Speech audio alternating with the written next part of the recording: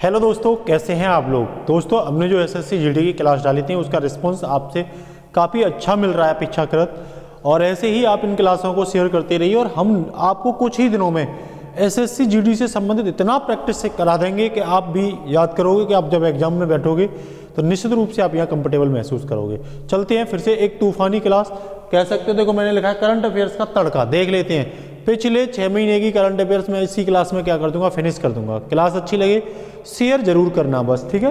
तो आज का पहला जो क्वेश्चन है वो है ई रूपी। आप देख रहे होंगे लिखा हुआ है ई रूपी। ई रूपी निम्न में से किस संगठन द्वारा, ये पूछे जाते हैं, किस संगठन द्वारा विकसित किया गया। क्या ई रूपी किस संगठन द्वारा विकसित किया गया। पहला कह रहा भारतीय रिजर्व बैंक द्वारा, भारतीय राष्ट्रीय भुगतान निगम द्वारा, या वैज्ञानिक और औद्योगिक अनुसंधान परिषद द्वारा, या नीति आयोग द्वारा। तो ध्यान रखना, इसे भारतीय राष्ट्रीय भुगतान निगम द्वारा क्या किया गया है, विकसित किया गया। National payment corporation of India द्वारा, एनपीसीआई द्वारा इसे क्या किया गया है, विकसित किया गया। क्वेश्चन तैयार रखना, ठीक है। इसके साथ ही नेक्स्ट जो है नेक्स्ट साथियों, हाल ही में देखो, इससे पहले एक क्वेश्चन और है शायद, हाँ यही है। अब कह रहा हाल ही में खबरों में रहा ई अमृत पोर्टल। कौन सा, ई अमृत पोर्टल निम्न में से किस संगठन की एक इनिशिएटिव है, पहल है। कह रहा है CSIR की, नीति आयोग की, DRDO की, या वित्त मंत्री की। तो ध्यान रखना, इसे नीति आयोग ने विकसित किया है। आपसे पूछे नीति आयोग कब बना, आपका जवाब होना चाहिए 1 जनवरी 2015 को। किसकी जगह, तो योजना आयोग की जगह। किसकी जगह साथियों, योजना आयोग की जगह बना, ठीक है ना। नीति आयोग में कितने वर्ष की योजनाएं बनती हैं, तो 3 वर्ष के लिए योजनाएं बनती हैं। कितने वर्ष के लिए, 3 वर्ष के लिए करती है। ये सहकारी संघवाद का उदाहरण है। किसका, सहकारी संघवाद का, क्योंकि इसमें सभी राज्यों को योजना बनाते समय शामिल किया जाता है, ठीक है। तो ये किसके अंदर, इसकी फुल फॉर्म क्या है, तो इसकी फुल फॉर्म है national institute for transforming India. National institute for transforming India, इसे याद रखना, ये पूछा गया है, national institute for transforming India. इसके साथ ही नेक्स्ट क्वेश्चन है, कह रहा है कौन सा देश 2022 AFC महिला एशिया कप की मेजबानी करेगा। 2022 की कौन देश करेगा। हमने पिछले 6 महीने की करंट इसमें शामिल की और यहाँ से एसएससी जीडी में और आने वाले अन्य एग्जामों में आपसे लिए क्वेश्चन बन जाएंगे। कह रहा भारत, ऑस्ट्रेलिया, बांग्लादेश, या ब्राजील। तो साथियों ध्यान रखना, इंडिया 2022 वुमेन एशियन कप की क्या करेगा, AFC की मेजबानी करेगा। इसके साथ ही नेक्स्ट है रेलवे बोर्ड के नए अध्यक्ष और CEO, चेयरमैन और CEO कौन बने। तो ये आप देख रहे होंगे, ठीक है ना। कह रहा BK त्रिपाठी, सजीव बंसल, अजय त्यागी, या सचिन अरोड़ा। तो कौन बने, ये BK त्रिपाठी बने हैं। ध्यान रखना, कौन बने हैं, BK त्रिपाठी को बनाया गया है। नेक्स्ट कह रहा है इनके बारे में इसकी स्थापना बोर्ड की हुई थी 16 अप्रैल 1853 में। मुख्यालय कहाँ है, तो नई दिल्ली में। रेल मंत्री कौन है, अश्वनी वैष्णव। ये थोड़ी सी इंफॉर्मेशन है, इसे भी आप क्या रखना, तैयार रखना। नेक्स्ट कह रहा है पर्यटन को बढ़ावा देने के लिए दुनिया का सबसे बड़ा जंगल सफारी कहाँ स्थापित है। ये आपसे पूछ लेगा, ये विश्व का सबसे बड़ा जंगल सफारी है। तो आपका जवाब होना चाहिए भाई, विश्व का सबसे बड़ा जंगल सफारी हरियाणा के गुरुग्राम में है। या मनोहर लाल खट्टर देख रहे होंगे। हरियाणा के CM कौन है, मनोहर लाल खट्टर। हरियाणा की राजधानी क्या है, तो ध्यान रखना चंडीगढ़।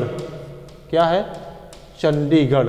और गुरुग्राम के ग्वालपाड़ी में ही ध्यान रखना ISA, इंडियन सोलर एलायंस का हेडक्वार्टर भी है। वो भारत का एकमात्र क्या है, अंतरराष्ट्रीय हेडक्वार्टर है, ठीक है। इसके साथ ही नेक्स्ट कह रहा है वैश्विक नवाचार सूचकांक, ग्लोबल इनोवेशन इंडेक्स, GII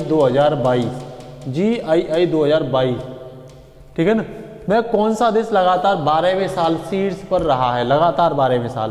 कह रहा है अमेरिका, स्विट्जरलैंड, नीदरलैंड, या स्विट्जरलैंड। तो ध्यान रखना स्विट्जरलैंड रहा है। ये आप देख रहे होंगे स्विट्जरलैंड, ठीक है ना। इसमें इनोवेटिव के बारे में बताई जाती है ग्लोबल स्तर पे। नेक्स्ट क्वेश्चन है निम्न में से किसे नोबेल पुरस्कार नहीं मिला।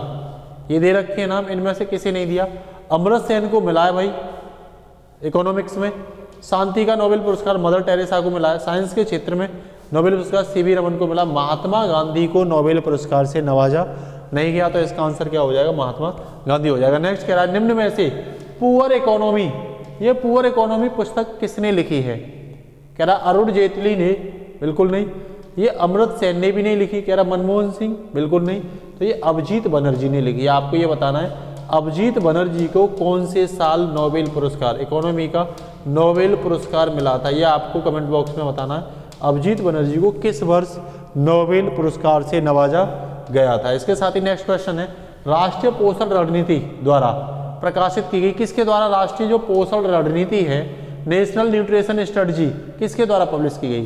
कह रहा है राष्ट्रीय पोषण संस्थान द्वारा, राष्ट्रीय चिकित्सा परिषद द्वारा, अखिल भारतीय खाद्य प्रसंस्करण द्वारा या नीति आयोग द्वारा। तो साथियों ये भी national institute for transforming India द्वारा क्या की गई थी, बनाई गई थी। इसमें राष्ट्रीय स्तर पर पोषण जो तत्व है उनको लोगों तक प्रोवाइड करने की बात की गई। कह रहा विजयनगर की राजभाषा क्या थी, विजयनगर की राजभाषा क्या थी। कह रहा मलयालम, ओडिसी, तेलुगु या मराठी। मैंने ये क्वेश्चन क्यों पूछा, हाल में विजयनगर चर्चा में रहा है तो हो सकता है उसकी भाषा के बारे में पूछे। तो उसकी भाषा क्या है साथियों, तेलुगु। विजयनगर की जो भाषा थी, इसकी राजधानी हम्पी थी। विजयनगर की उस समय राजधानी क्या थी, याद रखना हम्पी थी, ठीक है ना। और केडी राय विजयनगर साम्राज्य का सबसे फेमस कौन था, शासक था। कौन, केडी राय। कौन, केडी राय। नेक्स्ट देखिए, नेक्स्ट कह रहा कालाहारी मरुस्थल किस देश में स्थित है, दक्षिणी अफ्रीका, चिली, भारत या सऊदी अरब। तो कालाहारी जो मरुस्थल है ये साउथ अफ्रीका में है। किस में है, साउथ अफ्रीका में है। नेक्स्ट क्वेश्चन पूछ रहा है विश्व का सबसे ऊंचा हेलीपैड कहां पर स्थित है।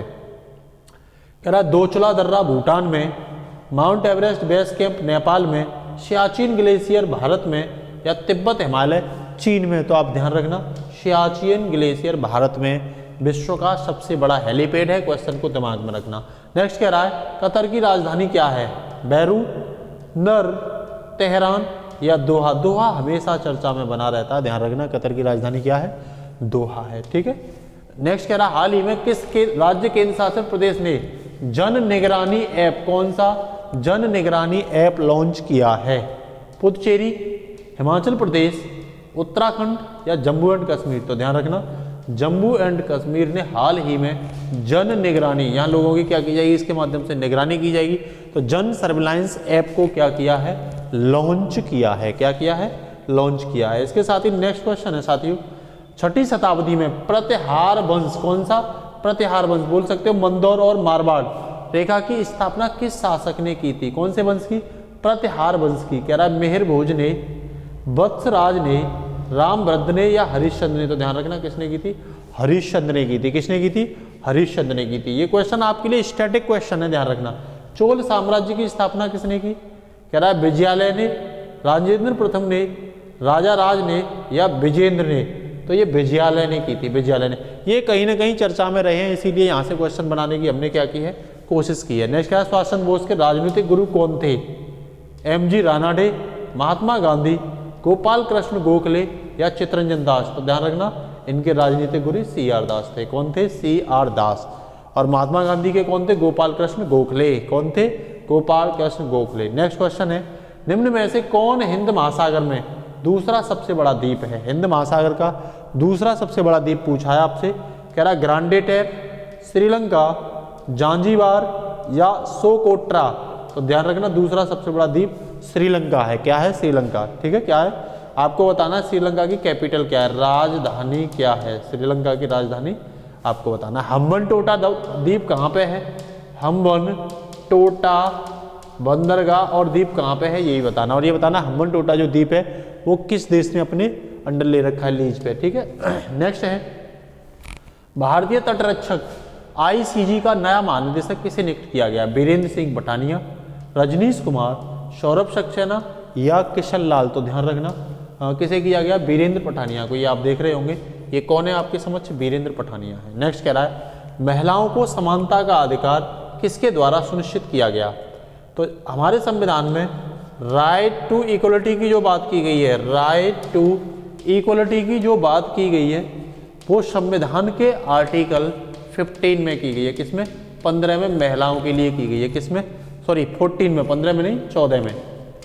विधि में समानता की बात करता है आर्टिकल 14, विधि में समानता की बात करता है आर्टिकल 14। ध्यान रखना ऐसे, ठीक है ना। अब आगे चलते हैं।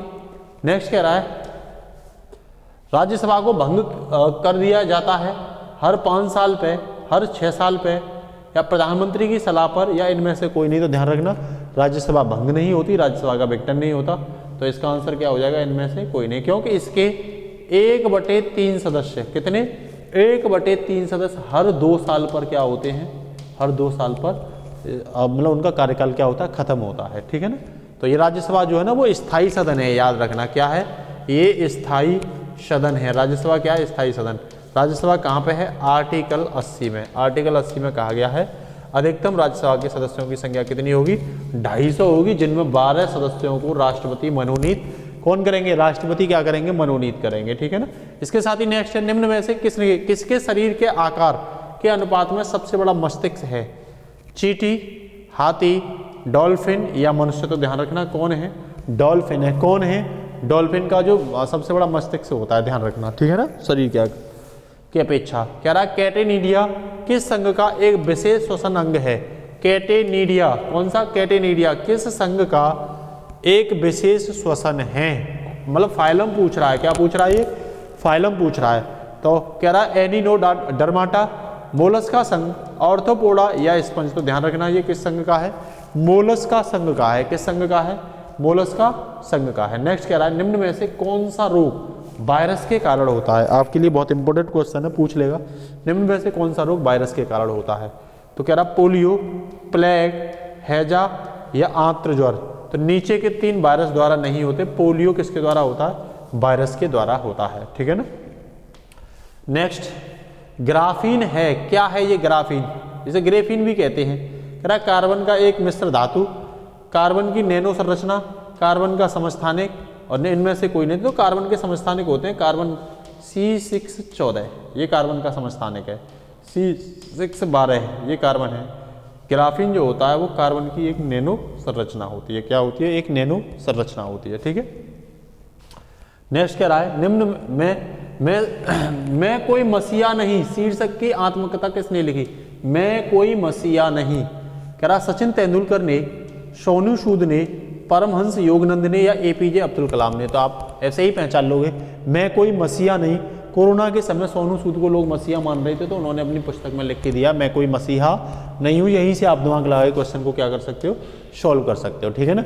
इसके साथ ही नेक्स्ट क्वेश्चन आपके समझ, तो आप भी दिमाग लगाया करिए इन क्वेश्चनों में साथियों, ठीक है ना। क्वेश्चन कह रहा प्रसिद्ध उपन्यास द इनहेरिटेंस ऑफ लॉस किसने लिखा, द इनहेरिटेंस ऑफ लॉस किसने लिखा, अरुंधति राय ने, किरण देसाई ने, RK नारायण ने या विक्रम सेठ ने। तो ध्यान रखना इसे किरण देसाई ने लिखा है। कौन सा, द इनहेरिटेंस ऑफ लॉस, ठीक है। इसके साथ ही नेक्स्ट कह रहा भारत की पुरुष हॉकी टीम ने दिसंबर 2021 में किसमें पाकिस्तान को हराकर कांस्य पदक जीता था।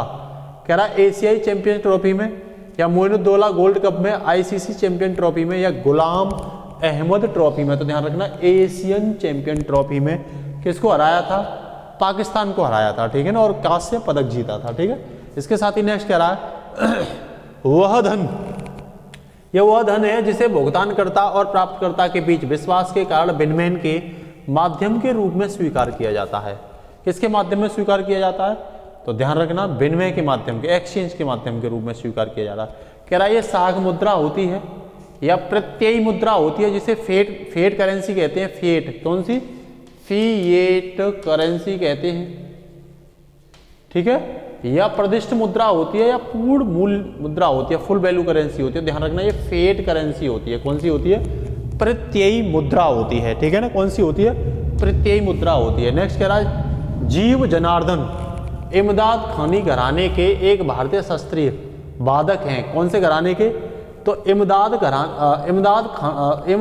खानी घराने के। कह रहा तबला, बांसुरी वाले या हारमोनियम वाले या सितार वाले। तो ध्यान रखना भारतीय शास्त्रीय वादक इसमें सितार वादक हैं। कौन से हैं, जीव जनार्दन इमदाद खानी घराने के सितार वादक हैं, ठीक है ना। इसके साथ ही नेक्स्ट कह रहा है तुलसीदास बोरकर जिन्हें 2016 में पद्मश्री से सम्मानित किया गया था, एक खिलाड़ी हैं, नाद स्वरम के खिलाड़ी हैं, या शहनाई के खिलाड़ी हैं, या बांसुरी के खिलाड़ी हैं साथियों, या हारमोनियम के हैं। तो ये किसके खिलाड़ी हैं, हारमोनियम। तो तुलसीदास बोरकर को याद रखना। और 2016 में इन्हें क्या मिला था, पुरस्कार मिला था। प्रधानमंत्री नरेंद्र मोदी ने मेजर ध्यानचंद खेल रत्न विश्वविद्यालय की आधारशिला कहाँ रखी थी? ये आप देख रहे होंगे, प्रधानमंत्री नरेंद्र मोदी हैं।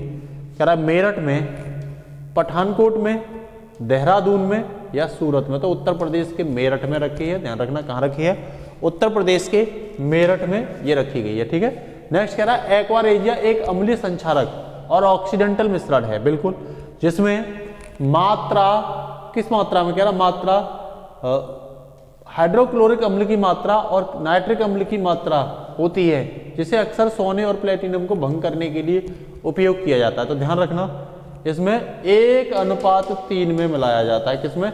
1:3 होती है, तो इसका आंसर क्या हो जाएगा? 3 हो जाएगा, ठीक है ना। इसमें पूछा जिसमें हाइड्रोक्लोरिक HCl जो होता है वो, तो ये होता है, ये H2S और प्लस नहीं, H2SO4 नहीं, नाइट्रिक अम्ल, क्या? नाइट्रिक अम्ल HNO3+3 HCl, ये एक्वारेजिया होता है। अम्लराज भी कहते हैं इसे, क्या कहते हैं? अम्लराज। इसमें HNO3 का 1 अनुपात होता है और HCl का 3 अनुपात होता है, ठीक है ना। तो कितनी होती है? 1:3। तो आंसर क्या हो जाएगा? हाइड्रोक्लोरिक अम्ल की पूछ रहा है वो, तो हाइड्रोक्लोरिक अम्ल की मात्रा होती है साथियों इसमें 3, ठीक है ना। जो नोबेल धातु होती है उनको गलाने में इसका क्या करते हैं? प्रयोग करते हैं। नेक्स्ट कह रहा है अंतर्राष्ट्रीय अनुवाद दिवस, इंटरनेशनल ट्रांसलेशन डे कब मनाया जाता है? 30 सितंबर, 28 सितंबर, 26 सितंबर या 27 सितंबर? तो ध्यान रखना कब मनाया जाता है? ये 30 सितंबर को मनाया जाता है। कब मनाया जाता है? 30 सितंबर को मनाया जाता है। नेक्स्ट कह रहा है किस यौगिक का रासायनिक सूत्र CHCl3 है जिसका गलनांक 209 केल्विन है? तो कह रहा है कार्बन टेट्राक्लोराइड, क्लोरोफेनॉल या क्लोरोफार्म या क्लोरोएथेनॉल? तो क्लोरोफार्म का होता है। CHCl3 जो फॉर्मूला होता है वो क्लोरोफार्म का होता है। और ये मीथेन जो गैस होती है उसके क्लोरोनीकरण के बाद प्राप्त होती है, या मीथेन गैस की जो प्रतिस्थापन अभिक्रिया करते हैं, कौन सी अभिक्रिया? प्रतिस्थापन अभिक्रिया करते हैं, तब ये प्राप्त होता है। और ये जो क्लोरोफॉर्म होती है इससे बेहोशी भी क्या हो जाती है? उत्पन्न हो जाती है। क्या? बेहोशी उत्पन्न हो जाती है। नेक्स्ट कह रहा है भारतीय अंतरिक्ष अनुसंधान संगठन इसरो, क्या?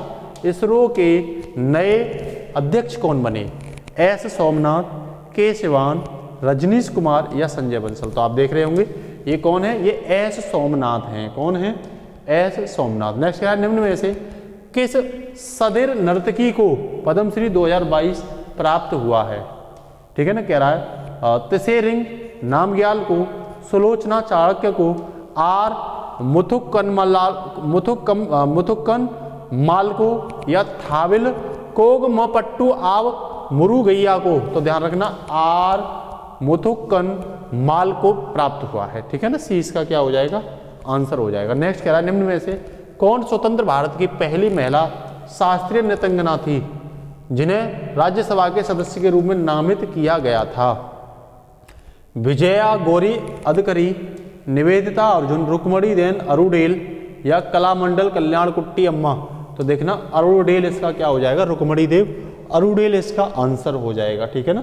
इसके साथ ही नेक्स्ट कह रहा है किस फ्रांसीसी रसायनज्ञ ने 1806 में अपने प्रयोग को संक्षेप में प्रस्तुत किया और साबित किया कि यौगिक के स्रोत की परवाह किए बिना, मतलब किस स्रोत से प्राप्त हो रहा है यौगिक?